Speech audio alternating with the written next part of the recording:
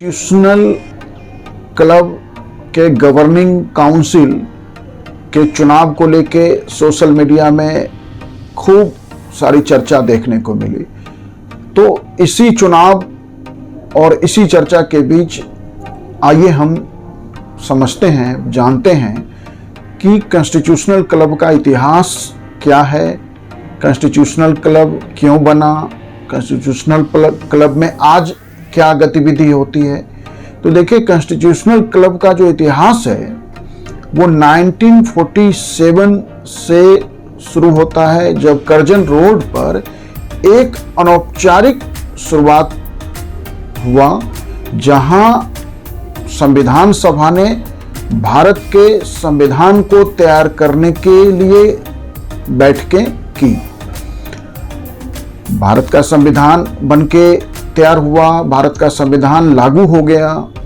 उसके बाद क्योंकि संविधान सभा की बैठकें संविधान तैयार करने के लिए इस कॉन्स्टिट्यूशनल क्लब, जिसे आज आप जान रहे हैं, में हुई थी, इसलिए आज भी कॉन्स्टिट्यूशनल क्लब का मुख्य उद्देश्य यही है कि भारत के संविधान का अध्ययन को बढ़ावा देना, संवैधानिक मूल्यों को बढ़ावा देना और वैसी सारी गतिविधियों को प्रमोट करना जिससे भारत के संविधान की समझ देश में बढ़े, संविधान के प्रति लोगों का लगाव बढ़े, संविधान की समझ बढ़े।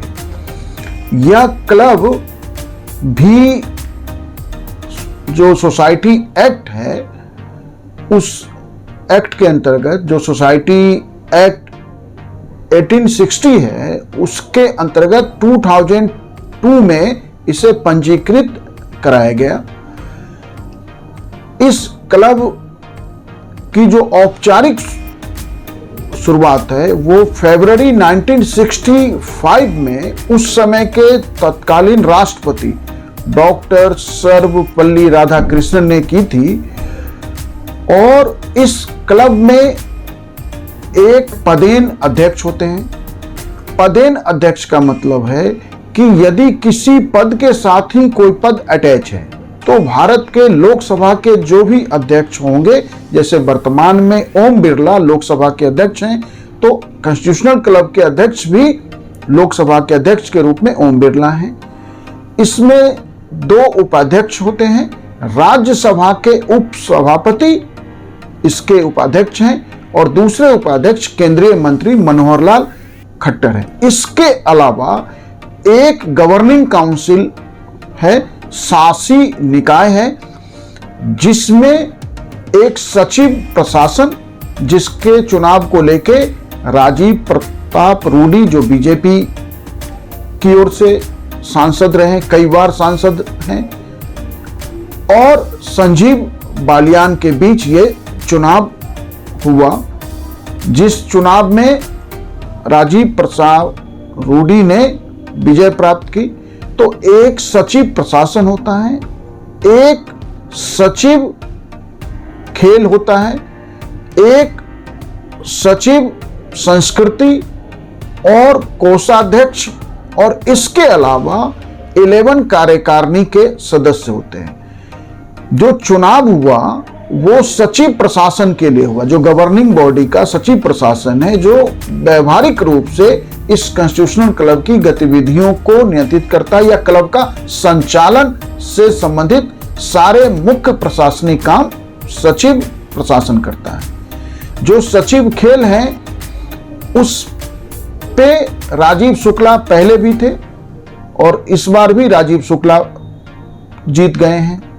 चुनाव ही नहीं हुआ बल्कि वो नाम वापस ले लिया उनके विरोध में जो उम्मीदवार थे।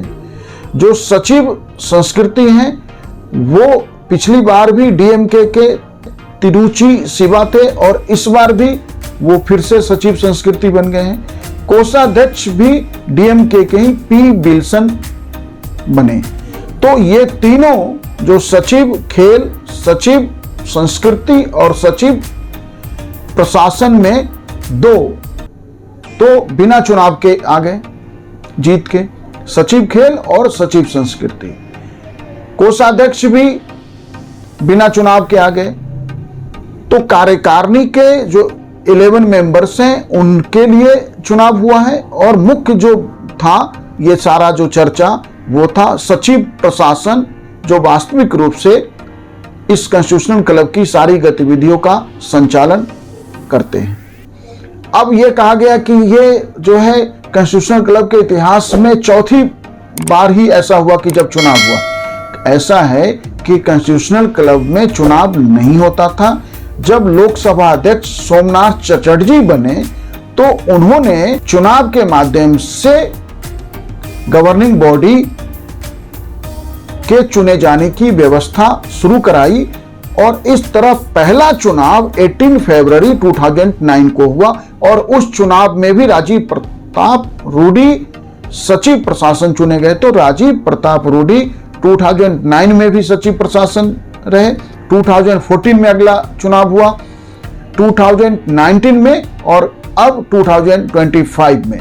तो राजीव प्रताप रूडी पिछले 15-16 वर्षों से लगातार सचिव प्रशासन कॉन्स्टिट्यूशनल क्लब के बने हुए हैं। आज कॉन्स्टिट्यूशनल क्लब जो है आप कह सकते हैं कि सांसदों का सबसे बड़ा मंच है, क्योंकि इसके सदस्य सिर्फ लोकसभा और राज्यसभा के जो संसद सदस्य हैं वही हो सकते हैं। इसलिए वर्तमान में 1300 के आसपास इसके सदस्य हैं, जिसमें वर्तमान भी लोकसभा के सदस्य और राज्यसभा के सदस्य और पूर्व। यदि आप संसद के सदस्य हैं या संसद के सदस्य रहे हैं तो कॉन्स्टिट्यूशनल क्लब के आप मेंबर हो सकते हैं। यही कारण है कि इस क्लब के मेंबरशिप में प्रधानमंत्री खुद भी इसके मेंबर हैं, गृह मंत्री अमित शाह इसके मेंबर हैं, सोनिया गांधी इसकी मेंबर है।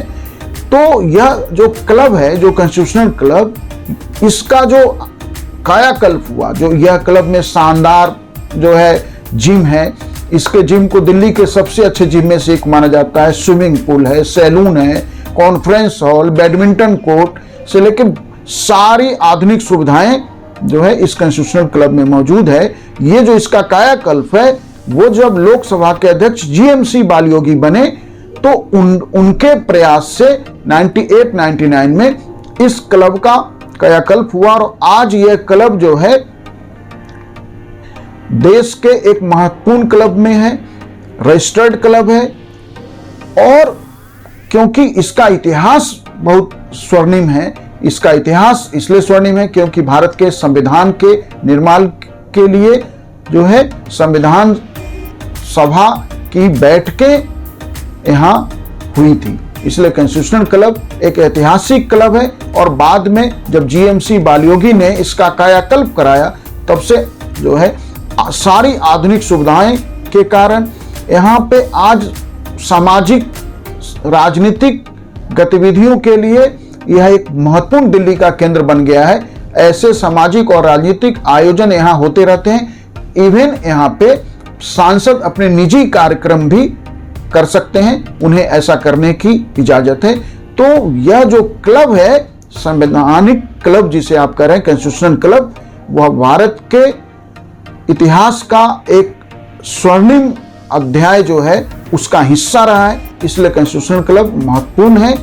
और इस चुनाव में भी यह कहा गया कि राजीव प्रताप रूडी ने और संजीव बालियान दोनों बीजेपी के दो लोगों के बीच का चुनाव हुआ। तो देखिए, जो पहला चुनाव हुआ था 2009 में, जब राजीव प्रताप रूडी इस चुनाव को जीते थे, तब भी उन्होंने बीजेपी के ही उम्मीदवार रामनाथ कोविंद को यह चुनाव हरा के चुनाव जीता था, सचिव प्रशासन का पद। बाद में रामनाथ कोविंद भारत के राष्ट्रपति बने, हम सब जानते हैं। तो भारत के पूर्व राष्ट्रपति भी कॉन्स्टिट्यूशनल क्लब के सचिव प्रशासन का चुनाव अपने ही दल के राजीव प्रताप रूडी से हारे थे। इसलिए यह कहना कि यह पहली बार हुआ कि एक ही पार्टी के दो लोग आपस में भिड़ रहे थे, तो 2009 जो पहला चुनाव है तब भी यही हुआ था। तो हमने इस चर्चा में कॉन्स्टिट्यूशनल क्लब का इतिहास, कॉन्स्टिट्यूशनल क्लब का वर्तमान और इसकी भूमिका को समझने के लिए एक चर्चा की। Thank you.